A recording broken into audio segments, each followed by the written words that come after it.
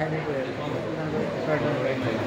आखिर तो लुहा काहे की ना से गोटे कथा न किछि नै तो चलो चलो हौ चलो चलो तार सार पार्टी करिवे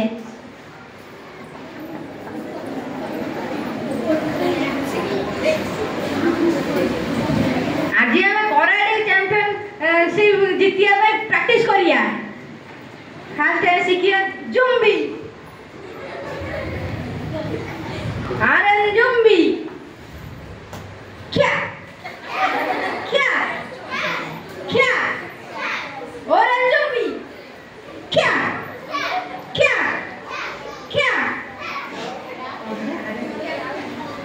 औरन क्या औरन क्या औरन क्या औरन क्या साइले एतिको जेमे एतिको मु जा सिखेई काली आसिले ता पुदरे तमे करियो आज्ञा सर हाउ हो पिला माने एतिको मन रखि दिबो आउ थरे पडिया रे धरे गोडे गजर पळि आसो जट्टो लागि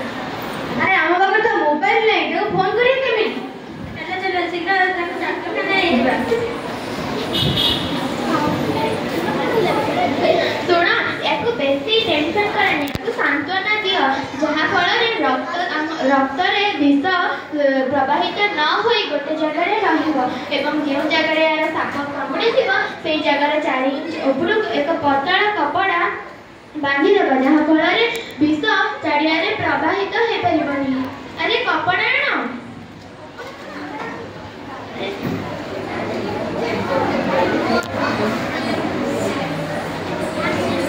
बांधी दे ये कपड़ा बांधवा द्वारा आम सांग हुए तो बची पारे चलो या जल्दी एवं डाक्तरखाना नहीं जीव अरे या चलने को देवा नहीं अरे हे आम गाँव चामुंडी गुणिया आले डाकिबा कि नाई नाई गुणिया पाखक देवा ठीक नुहे नहले चलो पाखर कौन औषध आनी देवा डाक्तर बिना परामर्श औषध देवा ठीक नुहे ना गोड़ को कामुड़ी विष को चुषी देव चलो अरे नाई नाई एमसी कले तार देह को अधिक क्षति आसीबो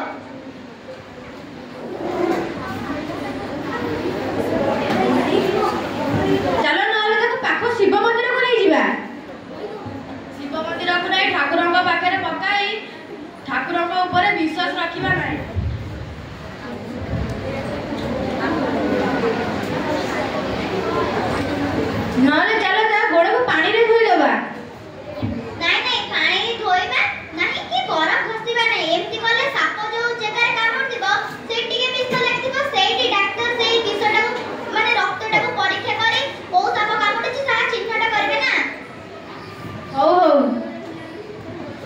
केउ प्रजातिर साप कामुड़ी तम मानकर कौन किछि मन अछि?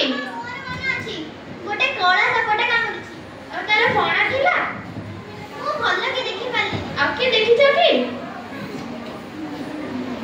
ना ना। अच्छा ठीक अछि। जदि हमको जो साप कामुड़ी से सापर आकृति एवं तार मुंड को हम जानि रखिबा होचे एवं से सापर फोटो उठी रखिबा होचे जा फल डाक्टर ठीक औषध देबे एवं तांकर चिकित्सा रे कोनसे अवहेला हेबा नहीं। डाक्तरखाना रे समस्त प्रकार सापर औषध उपलब्ध थाए। उचित समय रे चिकित्सा कले हम सांग ठीक होई परिबो। नचे हम सांगर मृत्यु मुखरे पड़ी थाए।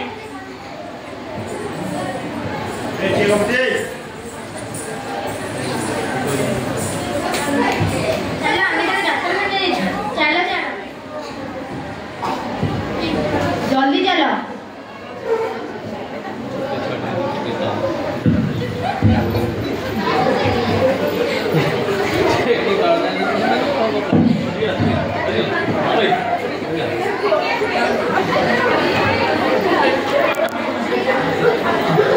जाओ पिलाने सुंदर